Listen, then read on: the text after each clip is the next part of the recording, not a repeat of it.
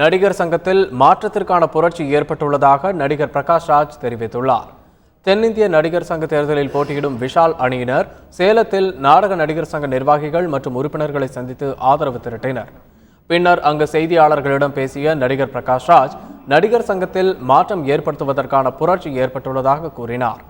ரகசியங்களை வெளியிடுவேன் என்று தங்கள் அணியினரை அச்சுறுத்தும் நடவடிக்கையில் ஈடுபட வேண்டாம் என்றும் அவர் கேட்டுக்கொண்டார்.